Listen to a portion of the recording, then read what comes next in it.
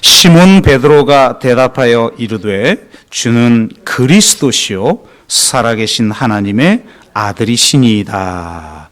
아멘. 네, 지난주에 이어 7문장 중 첫 번째 문장인 마태복음 16장 16절을 통해 성취라고 하는 이 주제를 나누도록 하겠습니다. 지난주 말씀드린 대로 이 첫 번째 문장은 이제 어떻게 보면 신약으로 들어가는 관문의 역할을 한다고 할 수가 있습니다. 그리고 신약을 바로 이해하기 위해서는 성경에 잘 안 나타나는 것처럼 보이는 이 신구약 중간사와 예수님이 이 땅에 오셨던 시절의 유대 땅이 어떤 땅이었는지를 바로 이해해야만 왜 그렇게 사람들이 열광했는지, 그리고 예수님은 바로 그들의 그 열망을 성취하시는 동시에 그들의 열망을 넘어서는 분으로서 어떤 복음을 선포하고 있는지를 우리가 바로 이해할 수 있을 것입니다. 그래서 이번 주까지는 어떻게 보면 신약을 바로 이해하기 위한 오리엔테이션으로 이해를 해 주시면 좋을 것 같습니다. 지난주 신구약 중간기에 대한 말씀을 드리다가 시간이 촉박해서 뒷부분을 좀 얼버무리고 마무리를 하게 되었는데요. 그러다 보니까 또 예수님이 이 땅에 오셨던 시기인 로마 제국에 대해 전혀 다루지 못하고 끝내기도 했고요. 그런 의미에서 예수님이 이 땅에 오셨을 당시 유대 땅을 좀 바로 이해하기 위한 그런 내용들을 가지고 오늘 좀 말씀을 드리고 다음 주부터는 이제 본격적으로 신약의 내용으로 들어가도록 하겠습니다.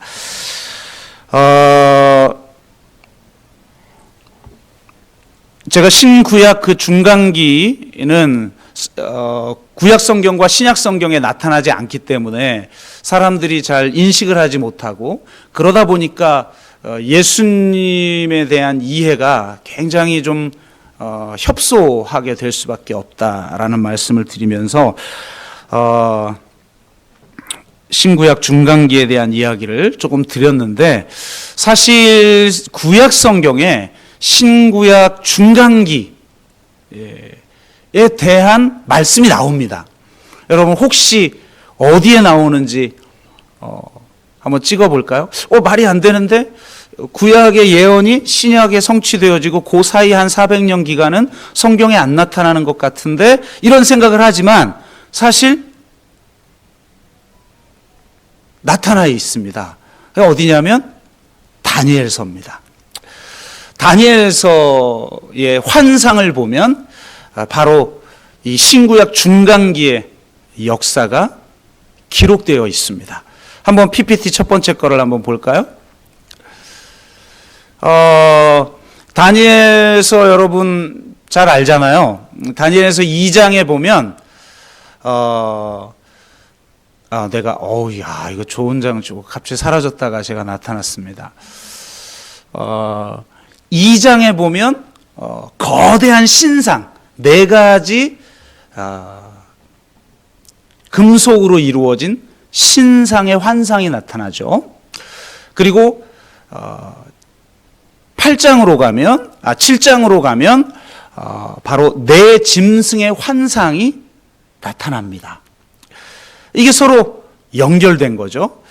이거에 대한 2가지 해석이 있는데요. 한번 그냥 화면만 잠깐 봐주시고 나중에 다시 혹시 좀 보실 분들은 영상을 다시 돌려보시기를 바라는데요. 2가지 해석이 있어요. 근데 어쨌든 이 2가지 해석이 바로 이 신구약, 구약의 마지막 역사부터 해서 아수르, 메데바사, 그리스, 로마의 역사까지 다니엘이 예언하고 있다. 이렇게 말씀드릴 수가 있고, 그러면서 이 후반부, 다니엘서 후반부에는 역사의 특정한 사건에 대한 예언을 하고 있는데요. 당장 8장으로 넘어가면 숫양과 숫염소의 환상이 소개되어져요. 다니엘이 이를 해석해주고 있는데, 숫양은 메대와 바사 왕을 말하고 숫염소는 헬라 왕을 말한다. 이렇게 아예 해석을 해주고 있어요. 그러면서 이 숫염소의 큰 뿔이 꺾이고 네 뿔이 나오는 것, 이건 알렉산더 대왕이 죽고 네 개의 제국으로 갈라지는 것을 예언하고 있는 것이죠. 그리고 그 한 뿔에서, 그중 한 뿔에서 작은 뿔이 나오는데, 이 작은 뿔로 성도들이 큰 핍박을 받게 됩니다. 그리고 나서 이 사건이 어떤 사건인지를 다시 다니엘서 11장, 12장에 걸쳐서 남방왕, 북방왕의 환상으로 자세하게, 아예 역사 기록처럼 자세한 환상이 나오는데, 그 사건이 뭐냐? 제가 지난주에 말씀드린 대로 기원전 175년에 시리아 왕으로 등극한 안티오코스 4세 에피파네스에 의해 기원전 167년에 이스라엘과 예루살렘과 성전이 유린당한 이야기, 멸망에 가증한 것이 세워지고 이방 제사가 이루어지고 율법이 폐기되는 엄청난 일이죠. 그러니까 이 사건을 너무나도 자세하게 다니엘이 기록해놓고 있다는 것입니다. 이만큼 안티오코스 4세 에피파네스의 도발은 유대 역사에서 중요한 사건이며, 이로 인해서 마카비 혁명이 일어나고 로마에 멸망하기 전까지 80년간 유지되는 하스몬 왕조가 형성이 됩니다. 이때 이 마카비 혁명의 힘을 보탠 그룹이 하시딤이라고 하는 거룩한 자들이라는 뜻인데요. 이 하시딤이라고 하는 그룹들이 있어요. 이 하시딤 그룹들은 이스라엘의 헬라화, 그러니까 이방화죠. 헬라화에 반대하여 율법을 철저히 지키려는 운동을 펼친 사람들이에요. 이 시기에 이 하시딤들이 나타납니다. 이 하시딤이 왜 중요하냐? 바로 예수님 시대에 가장 큰 분파를 차지하고 있는 새 분파가 이 시기에 나오기 때문에 그래요. 그러니까 이 헬라화를, 이스라엘의 헬라화를 반대하며 하나님의 거룩을 철저히 지키려고 했던 이 하시림이 나타났던 시기부터 분파가 만들어지기 시작하는데, 여러분, 유대 사회에서 가장 중요한 세 개의 분파가 뭡니까? 하나는 바리새파, 하나는 사두개파, 하나는 에세네파. 이 세 개의 분파가 나타나요. 그러니까 예수님 당시에 있었던 가장 중요한 세 개의 분파가 바로 이 시기부터 나타나기 시작한 거예요. 바리새파는 유대교의 진보 진영을 대표합니다. 놀랍죠?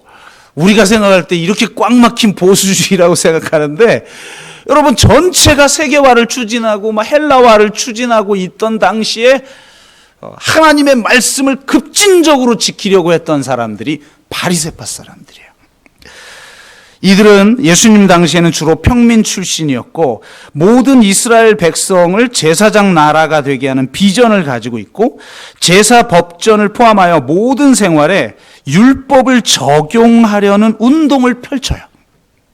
그러니까 성전 제사만이 아니라 일상을 어떻게 하나님의 율법에 맞게 살아갈 것인지를 실제적으로 적용한 사람들이 누구냐면 바리새파 사람들이에요.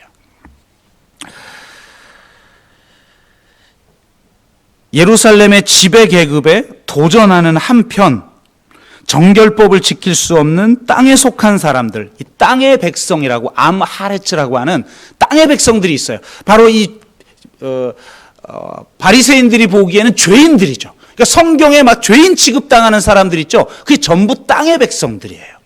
근데 이 땅의 백성들을 율법을 지킬 수 없고 특히 정결법을 지킬 수 없는 사람들이어서, 예를 들어 뭐 환자들, 그죠? 병자들, 어부들, 노동자들, 목자들, 이런 사람들을 멸시했어요. 죄인이라고 간주했죠. 근데 참 예수님은 바로 이 죄인들의 친구가 되어버렸으니까 바리새인들이 얼마나 열받겠어요. 주로 시골에서 활동하면서 지역 회당에서 자신의 교리들을 전파했고, 예수님의 사상, 사도 바울의 사상하고 가장 근접한 게 바로 이 바리새파들이죠. 죽은 자의 부활, 영원한 보상과 심판, 천사와 영적 존재에 대한 믿음을 이들은 가졌어요. 이들은 처음에 마카비 혁명을 지지했지만 하스몬 왕조가 세속 정복 군주와 다를 바가 없고 율법을 지키지 않는다고 판단하여 하스몬 왕조의 비판 세력이 돼요. 그러니 당연히 진보적인 제야 그룹 같은 그룹이 되는 거죠. 야당 같은 역할을 했던 거죠. 그 다음이 사두개파입니다. 사두개파는 유대교의 보수 진영을 대표해요. 상류 귀족층이자 유대인 집권층이죠. 대제사장들 중에 사두개파 사람들이 많았고 성전을 운영하는 일에 깊이 관여했으며 최고 의결기관인 권력기관인 산헤드린 공의회를 지배했던 사람들이 이 사두개파예요.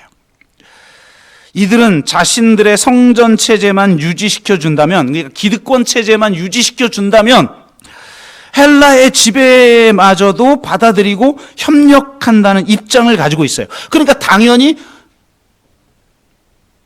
헬라에 협조했을 뿐만 아니라 하스몬 왕조하고도 친할 수밖에 없었겠죠. 그리고 후에 로마 총독과 헤롯 왕에게도 협력하는 기득권 세력이었습니다. 이들은 오직 모세 오경만을 정경으로 받아들이고 부활을 부정하고 개인의 영생이나 미래의 삶을 부인했어요. 여러분, 항상 기득권자들은 변화를 원하지 않아요. 그러니까 그냥 여기가 중요한 거죠. 지금 상태가 중요한 거예요. 그러니 이런 사상을 가질 수밖에 없었겠죠. 세 번째가 에세네파예요. 헬라화된 성전 체제와 사독 계열이 아닌 대제사장을 용납할 수 없었던 하시딘 그룹이 있었는데 바로 이들이 에세네파예요. 쿰란 공동체라고 하는 광야의 사해에서 발견된 공동체죠. 이들이 아주 대표적인 에세네파인데요. 이들의 성격이 굉장히 중요한데, 왜냐하면 학자들에 의하면 세례 요한이 바로 에세네파였을 것이다. 그리고 예수님도 아마 이 세례 요한의 제자였을 것이다. 이렇게 학자들은 판단을 해요. 그러니까 예수님의 사상을 이해하는데 이 에세네파가 굉장히 중요하겠죠. 이들은 매우 분파적이에요. 현대의 수도원 운동 같은 사람들인데요. 이 거룩한 공동체를 이루기 위해 광야로 가서 구별된 공동체를 이루었어요. 이 종파는 의의 교사를 통해 토라에 대한 올바른 이해에 도달할 수 있다고 믿었고 엄격한 율법 준수와 공동체 입문 과정이 있었어요. 그러니까 아무나 제자가 될 수 없었어요. 그리고 엄격한 그리고 재산을 공유하고 자급자족의 삶을 살았던 아주 분리주의적인 사람들이라고 할 수가 있죠. 이들은 매우 결정론적인 사람들이었는데 자신들은 빛의 자녀로 예정되었고 진리의 영이 주어졌지만 그 외 사람들은 어둠의 자녀이고 어둠의 자녀로 예정되었고 거짓의 영이 주어졌다. 우리도 그렇게 생각을 하잖아요. 그죠? 그리고 또한 그들은 매우 묵시적이었는데 하나님이 묵시 문학의 특징이 이런 거잖아요. 하나님이 특별한 시점에 정해진 때가 차면 개입하셔서 이 세상을 바꿔버려요. 그래서 무법자를 내치고 자신들을 이스라엘의 지도자로 세울 것이라고 믿었다는 거예요.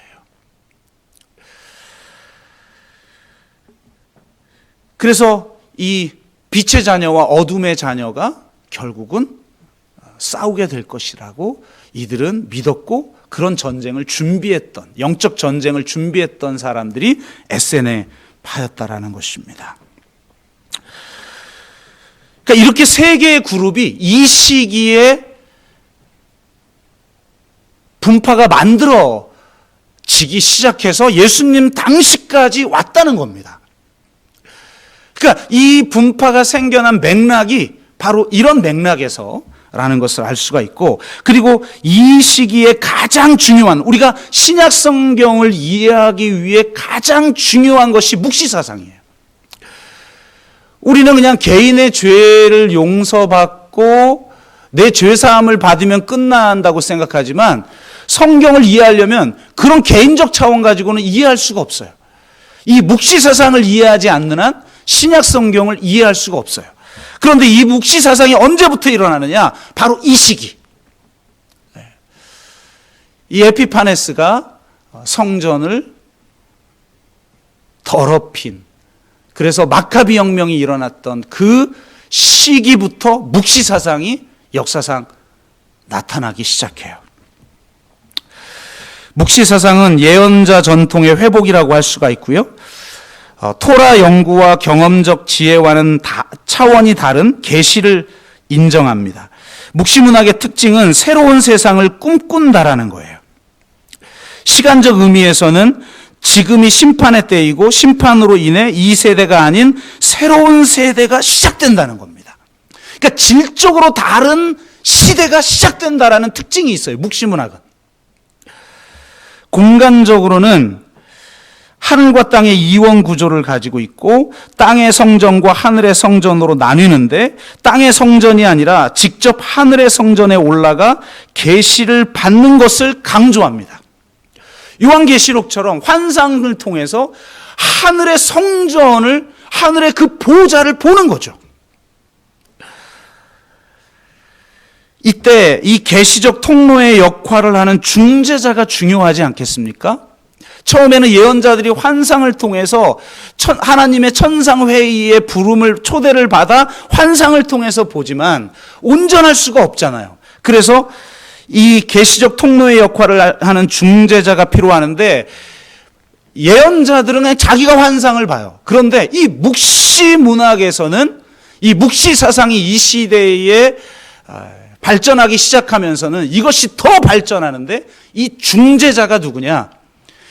인간이 아니면서도 인간과 같은 존재, 소위 말하는 인자와 같으니, 이 인자 사상이 이 묵시 문학을 통해서 형성이 되기 시작합니다.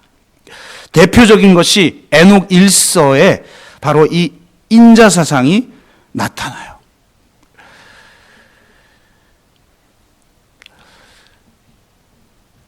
그러니까 이 새로운 인자를 통해, 인자와 같은 나중에는 이게 이제 메시아죠. 바로 이 메시아를 통해 하늘이 땅으로 오고 새로운 시대가 시작된다라고 하는, 이런 신적 개입을 통해서 새로운 시대가 시작된다라고 하는 사상을 가지고 있었고요. 이것이 로마로 넘어오면서는 더 강력해지고 더 급진적으로 발전하기 시작합니다. 이제 이 화스몬 왕조가 끝장나고 로마가 시작되는 부분에 대한 설명을 잠깐 드리겠는데요. 지난주에 제가 하스몬 왕조에 대한 문제점을 좀 드렸죠. 왕인데 자기 스스로 대제사장이 돼버렸어요. 사독 계열만 대제사장이 될 수 있는데 감히 일반 왕이 대제사장이 돼버렸어요. 이건 정말 성경적으로 말도 안 되는 거죠. 그래서 끊임없이 이 정통성에 시달리게 될 뿐만 아니라 세속 군주와 똑같아요. 전쟁을 일삼고 핍박하고 자기를 반대하는 자들은 그냥 살육해버려요. 심지어는 바리새인들도 그냥 막 몇천 명씩 죽여버리고, 자기를 반대한다고 심지어는 십자가형에 처해버리고, 이런 역할을 했던 사람들이 하스몬 왕조였어요. 그런데 이 하스몬 왕조가 끝날 때쯤 각각 바리새파와 사두개파를 지지하는 형제들의 내분이 일어납니다. 그래서 내전이 발생해요. 정말 말도 안 되는 일이죠. 형제끼리 싸워서 내전이 발생해요. 이 내분을 틈타 팔레스타인의 새로운 토착 정치 세력인 이둠의 귀족 출신의 안티파트로스가 큰 형편을 들면서 개입을 하여 일이 더 커져버려요. 이렇게 더 커져버린 이 내분을, 수습 불가능한 내분을 해결하기 위해서 드디어 로마가, 이 지중해 지역을 석권한 로마가 개입하기 시작합니다. 그래서 내분에 개입한 로마의 이 폼페이우스 장군, 지난주에 잠깐 이야기했죠.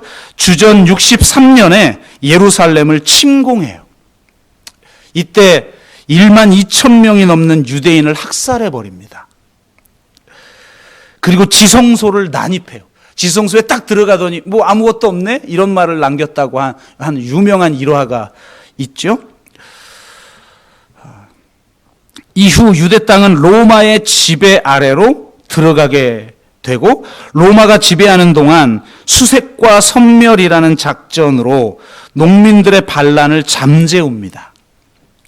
마을을 불태우고 사람들을 살육하고 노예로 끌고 갔으며 십자가에 처형을 해버렸어요. 이렇게 강력한 군사력 앞에서 유대는 로마에 복종한 길밖에는 다른 방도가 없었던 거죠. 이런 상황에서 권력을 장악한 사람이 바로 헤롯입니다. 앞서 말한 새로운 토착 세력인 이둠의 귀족 출신의 안티파트로스의 아들이 바로 헤롯이에요. 로마에 이때 당시는 아직 황제가 없었죠. 옥타비아누스와 안토니우스라고 하는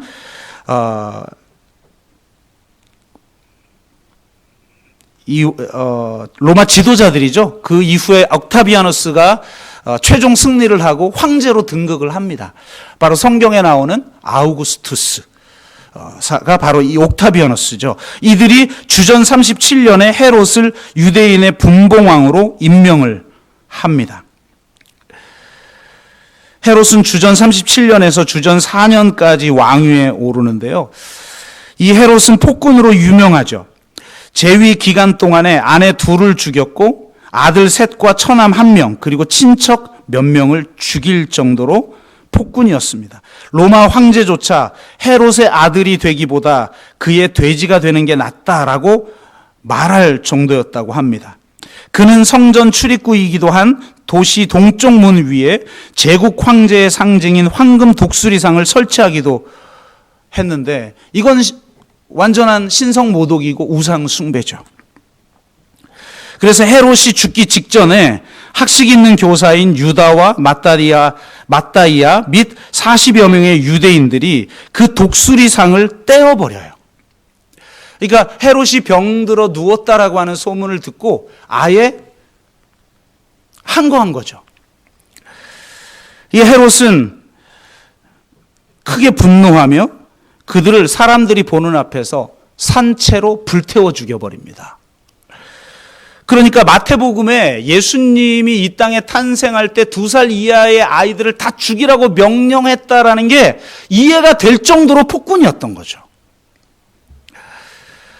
반면 그의 치적으로는 방대한 건축 사업을 들 수가 있는데 수많은 도시, 신전, 극장, 경기장 이런 것들을 신축해서 유대 땅을 헬라 문명화 시킵니다.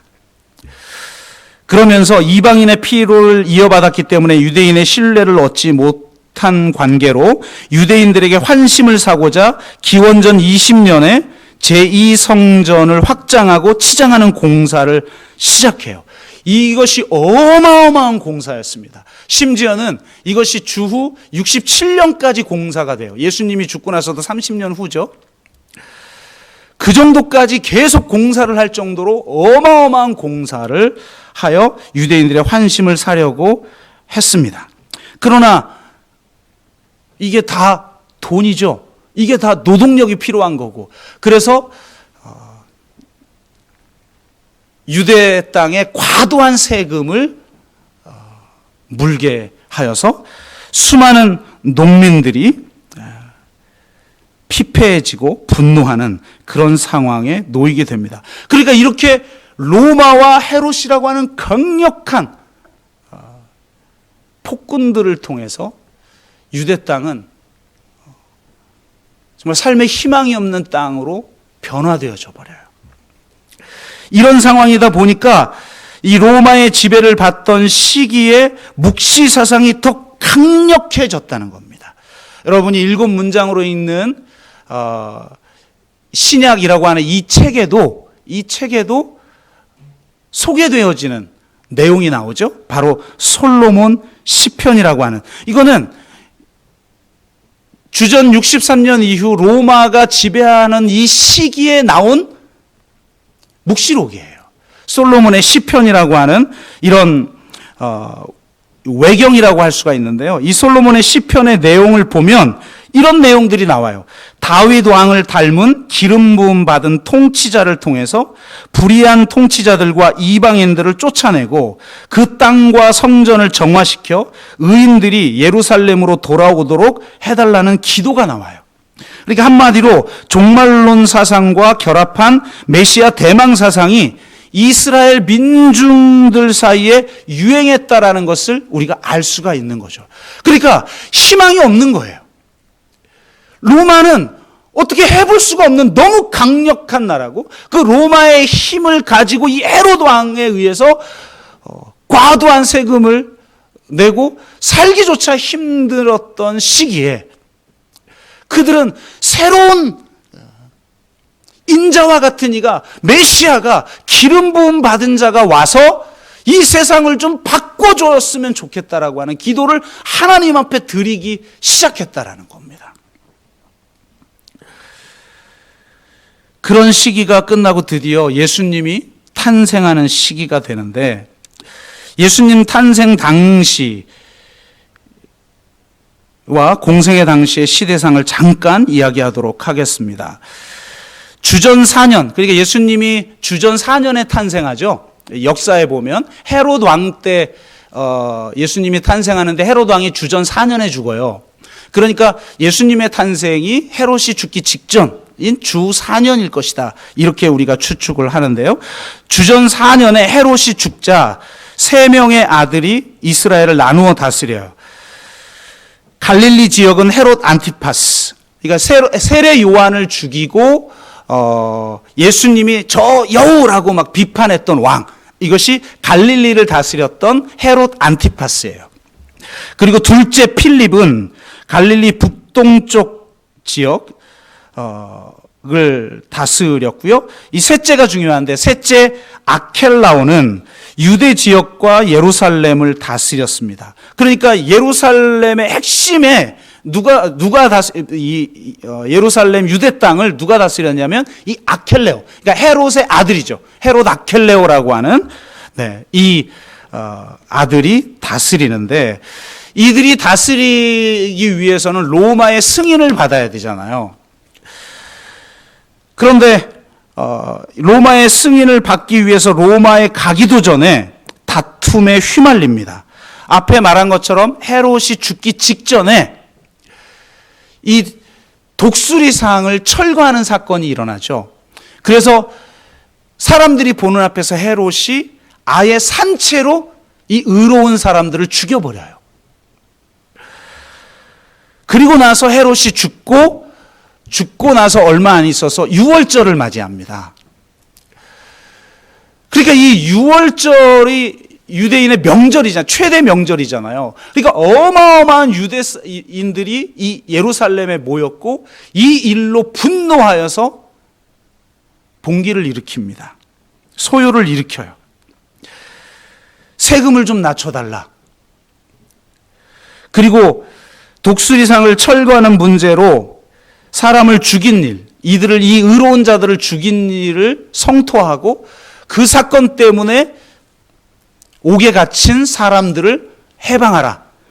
그리고 그 일에 책임을 묻고 대제사장을 함부로 해임한 일에 대해서 이들이 항의를 합니다. 이 항의를 아켈라오가 어떻게 대응했냐면 강경하게 진압하고 나서 군중 3,000명을 죽여버려요. 이렇게 수습을 하고 나서 그는 로마로 떠나버립니다. 승인을 받아야 하니까. 그러니까 이후에 이 일로 말미암아 유대의 수많은 의로운 자들과 애국주의자들과 율법주의자들은 더 이상 참을 수 없어 합니다. 그래서 이때부터, 그러니까 예수님이 탄생하던 시기부터 엄청난 반란과 저항이 일어나기 시작해요. 이 봉기와 저항들이 여러 형태가 있는데요. 첫째는 대중적인 비폭력 저항 운동이 일어났어요. 그러니까 많은 사람들이 시위만 한 거죠. 이런 일들이 비일비재했고 또 세례 요한을 비롯한 여러 예언자들이 나타났고 셋째로는 자칭 메시아들이 나타났어요. 그래서 이 메시아의 열광에서 사람들이 로마에 항거하다가 죽어가요.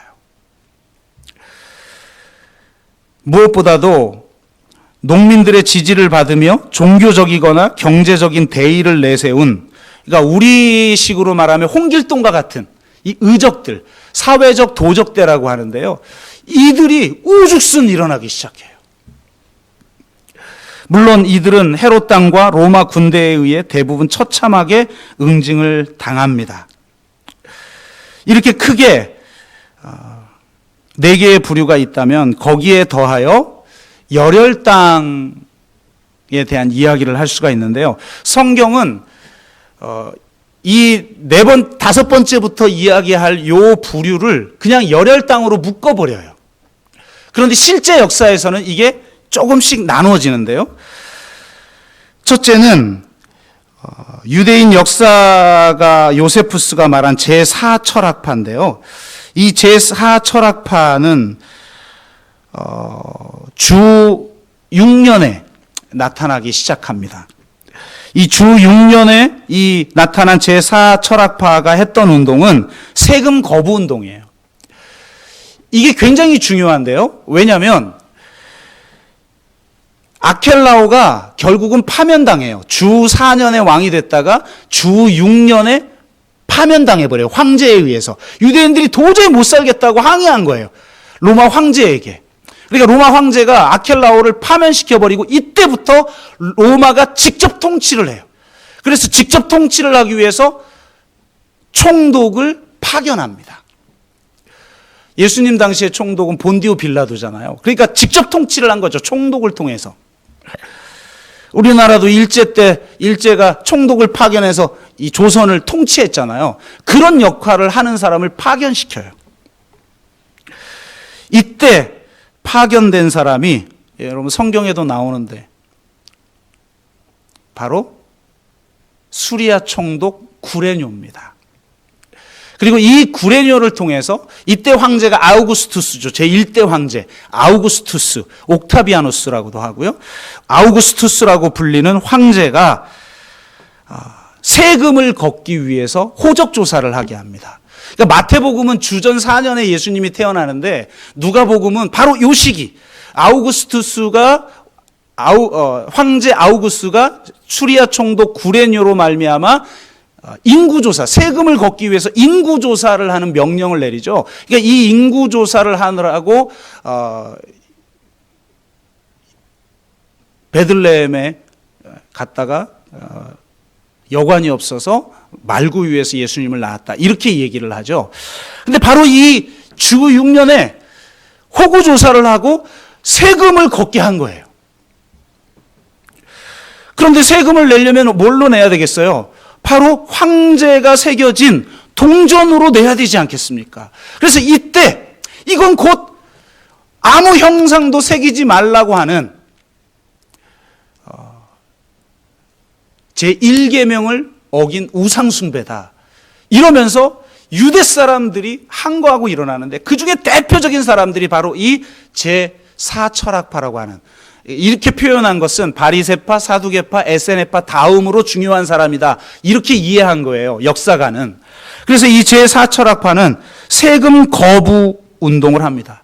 이건 목숨 걸고 운동을 한 거죠. 왜냐하면 로마에 항거한다라는 건 곧 죽음이고 순교죠. 그래서 수많은 사람들이 순교당해요. 의인들이 순교당해요. 그러니까 하나님이 왜 이렇게 의인들이 순교당할 때 하나님 뭐 하고 계시냐고 이들이 하나님을 향해 부르짖는 시대. 이 시대가 예수님이 탄생하고 이후에 나타난 시대예요. 그 다음 무리들은 이 테러리스트들인데 시카리라고 불리는 사람들이에요. 이들은 정당한 대결로는 로마를 이길 수 없다고 생각해서 암살을 도모하죠. 시카리는 그들이 주로 사용하는 단검, 식혜라고 하는데 이 단검 때문에 붙여진 이름입니다. 예수님의 제자들도 이 식혜, 단검을 두 개를 가지고 다녔죠. 누가복음에 보니까. 그리고 그 제자 중에 한 명이 바로 이 열심당원이자 시카리인 시몬이라고 하는, 누가복음에 보면 젤로 땅에 속한 시몬, 이렇게 예수님 제자 이름이 돼 있어요. 그러니까 예수님의 제자 중에는 바로 이 자객 출신의 열혈당원이 있었다는 거예요. 그리고 역사상은 이들 모두를 다 열혈당이라고 할 수 있지만 실제 열혈당이라고 역사에 불린 것은 주 66년에 로마의 행정관인 플로루스가 성전 금고에서 17달란트를 훔친 일로 대규모 소요가 일어나죠. 이로 인해서 로마와 유대가 전쟁이 터지고 결국은 주 70년에 예루살렘이 파괴되고 성전이 파괴되어서 지금까지 회복을 못하고 있는 겁니다. 그러니까 무슨 말이냐면, 왜 이렇게 장황하게 신구약 중간사를 이야기하냐면, 이스라엘이, 이 유대의 백성들이 기대했던 메시아가 어떤 메시아인가, 그냥 내주에 사함 받고 그냥 내가 다 죽어서 천국 가는 이런 복음을, 이런 메시아, 이걸 가능하게 만드는 메시아를 기대했던 게 아니었다라는 거예요. 이스라엘 백성들이 이방화 되어지는데 정말 하나님의 말씀을 제대로 지켜낼 거룩한 자,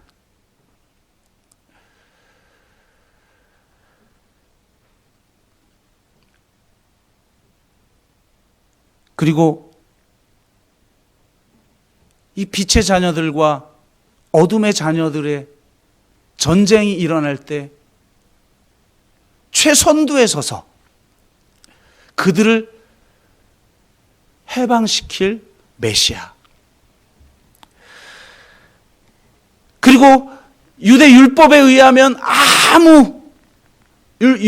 이스라엘 백성이라는, 하나님 나라 백성이라는 자격조차 얻을 수 없었던 이 죄인들, 땅의 사람들, 예수님이 바로 그들의 친구가 되어줬던 바로 그런 사람들은 거룩을 지켜내려고 했던 그 율법에서조차 소외되어서 죄인 취급을 받았던 이 사람들은 이 무자격으로부터 벗어나 거룩한 하나님의 백성이 되고 싶었던 것. 그리고 수많은 농민들, 로마에 저항했던 농민들, 서기관들, 의적들,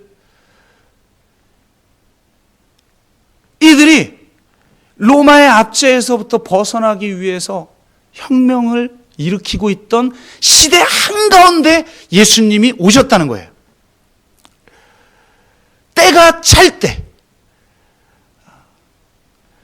하나님이 구약 성경 전체를 통해서 이야기하고 있는 그 하나님의 나라가 하나님 나라가 출범하기에 가장 적합한 때, 그때 예수님이 오셨는데, 그 예수님은 바로 이들이 기대했던 그 메시아로서의 자격을 가지고 이 땅에 오셨다는 거예요.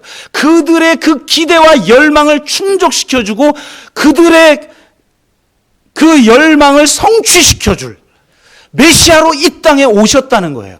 그러니까 그 당시에 바로 이 유대 땅의 수많은 사람들이 기대했던 것이 무엇인지를 이해하지 못하면 예수님이 누구로 이 땅에 오셨는지를 이해할 수 없다라는 거예요. 그러면서 그 서로 다 상반되죠. 바리새인과 사두개인이 서로 싸우죠. 중앙 세력과 저 지방 세력이 서로 싸우죠.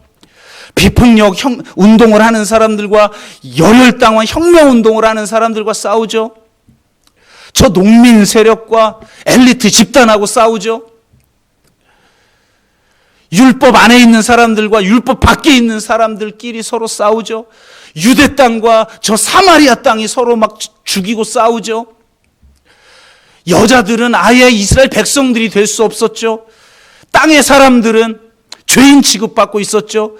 이방인과 사마리아 사람들은 개, 돼지보다 못한 취급을 받고 있던 시대에 진짜 성경에, 구약 성경에 예언하고 있는 그 하나님의 나라, 그들의 모든 열망, 그 모든 구성원들이 서로는 도저히 충족시켜줄 수 없는 서로 대립된 열망을 가지고 있는데 그 모든 열망들을 온전하게 충족시켜주는 새로운 나라를 이 땅에 출범시킬 진짜 메시아. 이건 인간이 할 수 없는 거예요. 인간이 이룰 수 있는 게 아니에요. 그래서 하나님의 아들이 이 땅에 성육신하여서 바로 이들의 모든 열망을 온전하게 성취하는 기름 부음 받은 자 메시아로 이 땅에 오셨다는 거예요.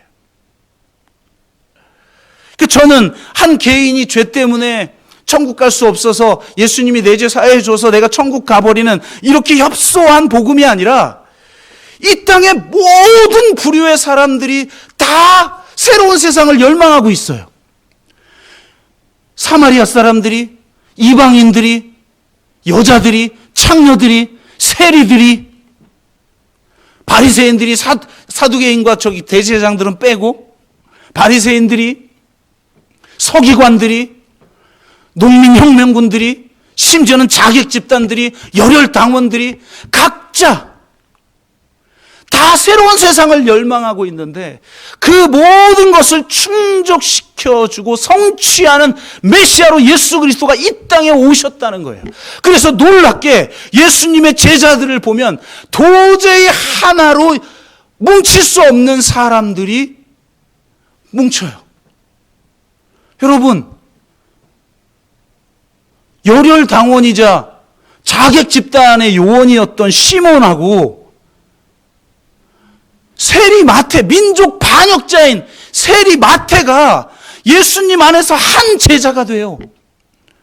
저 엘리트 집단과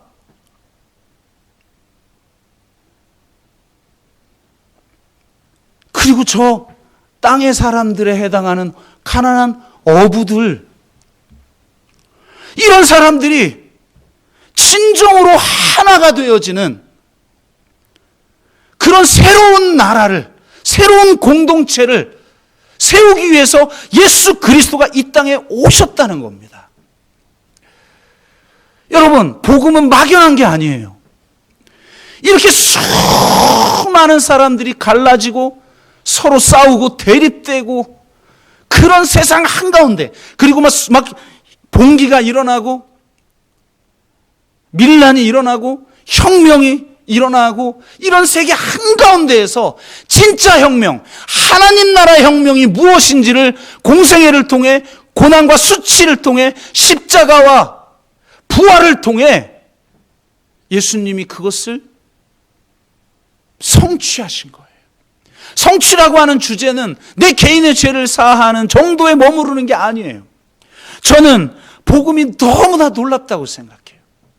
저는 이러한 놀라운 복음을, 예수 그리스도의 그 십자가와 부활의 이 복음을 통해서 이 땅에 출범된 하나님 나라에 대한 이 복음을 알고 나서는 불가능할 것처럼 보이는데 예수 그리스도를 통해서 가능하게 된 바로 그 하나님의 그 구원의 이야기를 교회가 이 세상에 증거하고 교회가 이 세상에 보여주는 것, 그게 사명이구나.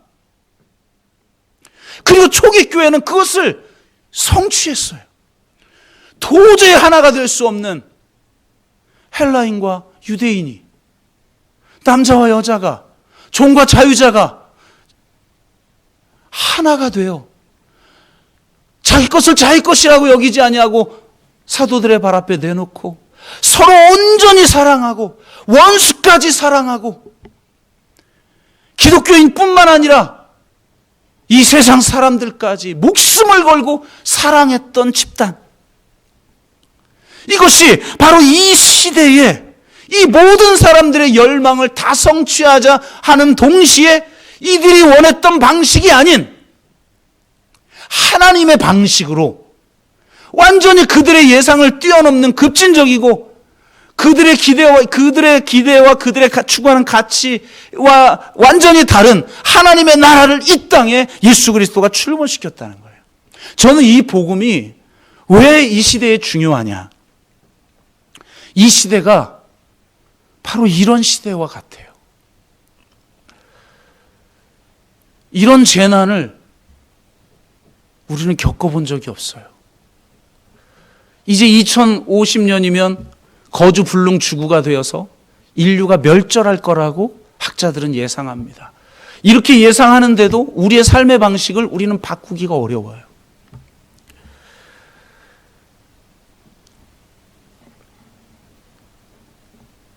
전 세계에 공황이 일어났던 시기와 똑같은 불평등과 양극화가 이루어지는, 우리는 몸으로 못 느끼고 있지만 그런 시대, 그리고 서로 온갖 것을 가지고 서로 분열하고 싸워요.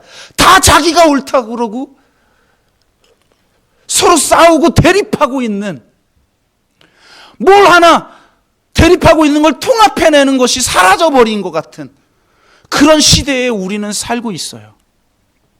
이런 때 교회마저도 갈라져 있어요. 이 세상하고 다를 바가 하나도 없어요. 이 세상보다 더 극렬하게 싸워요.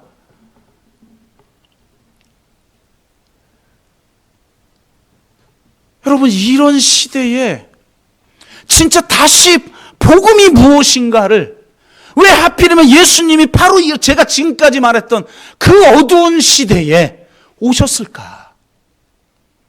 그리고 그 수많은 열망들을 어떻게 예수님은 성취하셨을까? 그것은 곧 그 모든 열망들을 통합하면서도 새로운 방식으로 예수님이 이 땅에 하나님의 나라를 가져왔는데, 바로 그것의 핵심에 십자가와 부활이 있다는 겁니다. 십자가와 부활이 없이는, 하나님의 아들이 이 땅에 오셔서 십자가에 죽으시고 부활하지 않고는 이런 모든 사람들의 열망을 채우면서도 하나님의 방식으로 새롭게 이룰 수 있는 일을 할 수 없다. 그 일을 우리 그리스도이신 예수 그리스도, 하나님의 아들이신 예수 그리스도가 이 땅에 출범시키셨다. 이걸 선포하는 것이 바로 복음이라는 겁니다. 여러분, 이 복음을 우리가 이 시대에 새롭게 선포하기를 주의 이름으로 축복합니다. 그리고 마치 예수님이 이 땅에 오신 시기와 같은 이 어두운 시기에 바로 그런 복음을 실천하고 살아가는 공동체가 있습니다. 이것을 보여주지 못하면 한국 교회는 끝장이에요. 우리 교회도 마찬가지입니다. 저는 언제든지 우리 교회가 망할 수 있다고 생각해요. 여러분, 주변에 지금 수도 없이 망하고 있어요. 여러분이 몰라서 그렇지.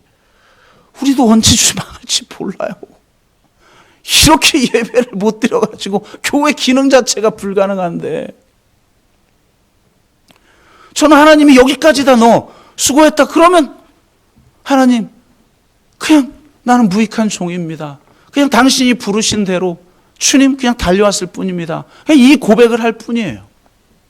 그런데 제 아내는 왜 그것을 포기하지 못하고 믿음으로 반응을 하느냐? 이 도저히 불가능할 것 같은 이렇게 대립되고 이렇게 다양한 열망들을 온전하게 성취하는 하나님의 방식으로, 새로운 방식으로, 십자가의 방식으로 새롭게 성취한 이 복음이 예수 그리스도를 통해서 내가 그런 나라의 백성이, 그냥 아무 자격 없는 내가 그저 은혜로 내가 이런 하나님 나라 백성이 된다라는 것이, 그리고 그런 백성이 된 내 존재가 얼마나 소중하고 존귀한 존재인지, 왕 같은 제사장 같은 그런 존귀한 존재인지를 제가 경험하고 나서는 이것을 이 세상 사람들에게 증거하고 바로 그런 복음을 살아내는 공동체가 여기 있다라는 것을 이 세상에 증언하기 위해서 이 길을 달려가는데요. 참 불가능할 것처럼 보이고 절망과 환멸이 일어날 때가 있고 우리 서로가 그렇지 않습니까? 그런데도 우리에게는 성령을 통한 믿음이 있는 줄로 믿습니다. 그 믿음이 세상을 이기게 하는 줄로 믿습니다. 우리의 힘과 우리의 지식, 우리의 재능이 아니에요. 우리의 인격이 아니에요. 여러분 솔직히 저나 여러분이나 뭘 내세울 만한 인격 얼마나 대단합니까? 그런데 우리 안에 계신 성령이 은사를 주시고 우리에게 믿음을 주셔서 이것이 가능합니다라고 저 표대를 향해 우리는 계속 이미 이루었다 함도 아니고 저 표대를 향해 그냥 달려갈 뿐인 줄로 믿습니다. 이 정말 코로나19 상상도 할 수 없었던 이 위기의 시대, 이 재난의 시기에 다시 이 복음을 성취하신 다시 이 예수 그리스도에 대한 사랑, 이것을 우리가 회복하고 잘 다져져서, 잘 준비되어져서 정말 새롭게 시작할 수 있는 그런 저와 여러분 되기를 주의 이름으로 축복합니다. 제가 기도합니다. 하나님, 신구약 중간기에 저 헬라 치아와 로마 치아에 있었던 유대인들이 열망했던 나라, 그리고 열망했던 메시아, 바로 그분이 우리 주 예수 그리스도요 하나님의 아들이시라는 이 복음을 우리로 알게 하여 아무 자격이 없는 내가 하나님의 자녀가 되고 하나님 나라 백성이 되는 이 은혜를 우리가 경험했으니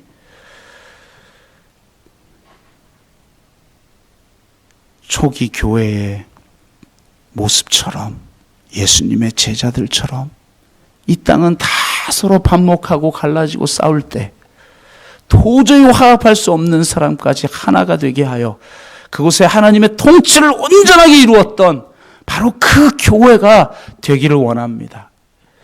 그 이상에 비하면 정말 고개를 들 수조차 없는 부끄러운 마음으로 우리 자신을 돌아볼 수밖에 없지만, 그래서 좌절스럽고 그래서 때로는 환멸이 찾아오지만 우리 안에 계신 성령께서 십자가의 은혜를 회복시켜 주시고 저 푯대를 향해 달려갈 수 있는 힘과 위로와 능력을 주시기에 우리가 능히 이 길을, 믿음의 경주를 끝까지 감당하는 줄로 믿습니다. 이 교회가 바로 그런 복음의 회복과 은혜의 회복과 능력의 회복을 통해서 초기 교회에 이루어졌던 그런 공동체를 이루고 세상에 증언하는 그런 우리 공동체가 되게 하여 주옵소서. 감사드리며 예수 그리스도의 이름으로 기도드리옵나이다.